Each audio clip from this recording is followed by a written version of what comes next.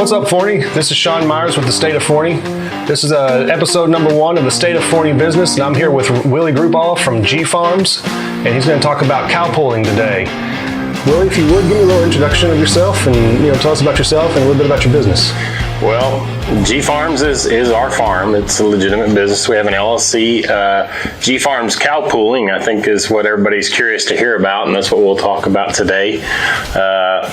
Basically, the short version is we sell grass-fed beef by the quarter. How does that work? Do you get a group of people that get in on it, or just one person buy the whole thing, or? Well, we put 4 families together, perfect strangers. Excuse me. We facilitate all that behind the scenes, and as the orders come in, we group those cow pools together. And they give us a deposit at the time of order. It's $250, and then we set the delivery date for the processing. We hang our beef for 15 days versus the standard 5, and that's per chef recommendations. And that's where you see everybody raving about the quality over and over, and we're really proud of that. They'll get steaks, they get cuts of roast, they get ground beef, ribs, and soup bones. Very nice. And this is all just to individuals. You don't do to restaurants or anything like that? That's correct. No retail, no restaurants, no groceries. This is just directly, truly farm to fork to the household. And this farm is located in Forney? It is. We're on the north side of Forney. Yes, we're just outside on the university. Is this a farm you've had for a long time, or did you choose Forney to have your farm located here for any reason? Or? Well, I've farmed since I was 15. I've been around cattle for 31 years, I guess now, and we moved to Forney in 2003, and we had cows at the time, much smaller scale. In 2013, had some major changes take place and moved out on the farm, and this is what we've been doing since. Very interesting. Do you do anything other than beef at the farm? We do. We have a commercial flowers operation, so we have multiple local floral accounts, as well as we have families come out and cut flowers. That's seasonal, of course, and then we do hay baling for other ranches, and that's what we do. Very nice. So describe maybe a typical day, a typical week at the farm. What all do you do? You wake up, what time you get up in the morning, what time you go to bed, what all you do during the day, and stuff like that? Well, I drive my family nuts because I get up early, just stereotypical. I definitely feel that stereotype. I'm up early. I like my quiet time and my coffee, so I'm up in my office. I read a little bit, start the day, then about 6:30 I'll head down, get my grandson ready for school. Right. Mondays are a little bit different because Mondays I'm taking cattle to the processor and picking up beef that's to be delivered to customers. And so I'm leaving the house about 6 a.m. loaded, headed east to Mineola.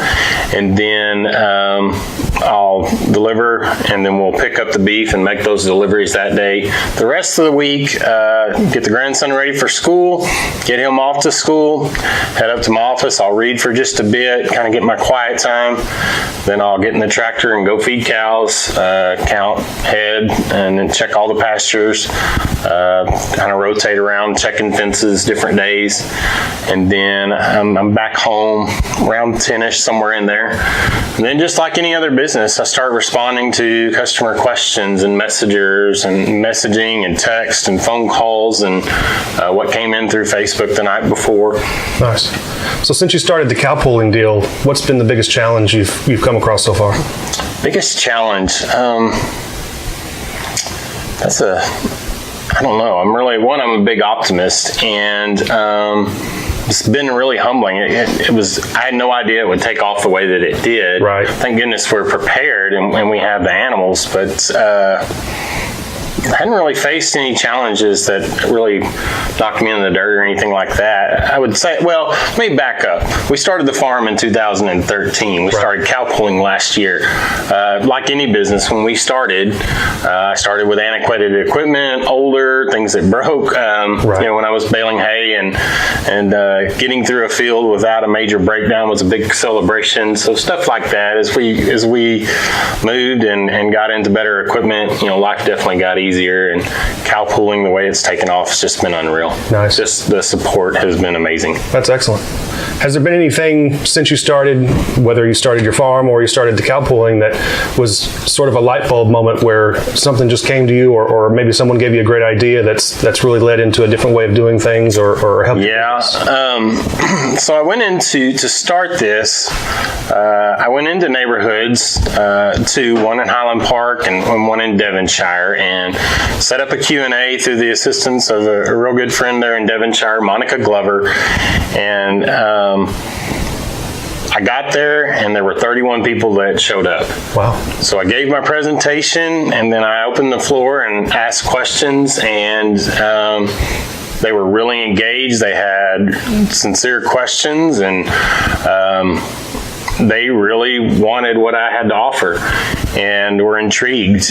My first 3 orders came out of that group. And when I remember walking out of there and driving home with Amy, my wife, and just, I don't even know how to describe what I felt, but I remember telling Amy, I'm sitting on something very, very special here. Right. And just pray. Right. And then I went and did the same thing in the neighborhood in Dallas at Highland Park. The same thing.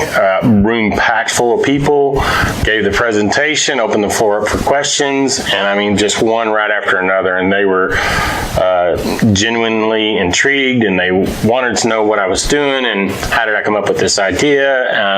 How could they order, which is the favorite question. Right, and it's just taken off since. That's awesome. So in what other ways do you market your business? A good friend of mine, Melanie Ferguson, told me to develop groups, and so that's what I started with, was groups in Devonshire and some other neighborhoods, so groups specific to those neighborhoods. Right. And as I started getting orders in and the comments started to go, before it got out of hand, we consolidated and did away with all the individual neighborhood groups and strictly have G Farms Cowpooling. Okay. And that's really been the biggest thing, the biggest feeder. Is and then as word of mouth gets out, my customers are just amazing, and they do these crazy fun videos of what they got, and they're excited about what they got, and they share it. They're willing to post it and share it so others can see. And I can never sell the volume that my customers sell for me in word of mouth. That's great. But Facebook has been the main driver. A big group over in Rockwall called Rockwallian has fed a lot. So Facebook's been their primary driving source. I noticed something cool you do on your Facebook page too, is you give out recipes for the beef that you sell, and you show cooking demonstrations, even videos of cooking demonstrations and stuff like that. I think that's really neat to support your customers and get grass-fed is a little bit different. There's myth about it being tougher or chewy or something like that, and that's not even remotely the case. The truth about grass-fed is it's extremely lean, and so it does cook differently, and the cook times are less on steaks and hamburgers, ground beef, those type things, and a little bit longer on the roast. But interesting. Yeah, and so that group, my goal for that group is to be a community and sharing and customer experiences for people that aren't experienced. The last thing I want to do is have somebody ruin a meal because they just didn't know. And this chef that I'm working with, Jonelle Worthen of Worthen Catering, is just phenomenal. He does a great job. He's very informative. He's very open he's not secretive about what he does or what he's learned. He loves sharing. He's very passionate, and really partnering with him to do these in-home cooking experience parties has been a great thing for us. That's as well, on top of what we're doing.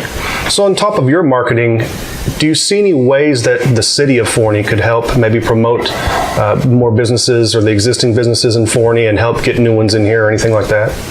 The last year has just been amazing as a business owner to watch what's happened in Forney, and seems like everybody's gotten in the boat and rowing the same direction. I'm not regulated by the city. I'm on a farm, so I'm outside, so it's difficult to answer that question a little bit. Right. But I can definitely see a lot more support coming from the council, from the city. I see new signs going up all the time. I see new doors opening, new grand openings, and that's exciting to see in the community. Definitely.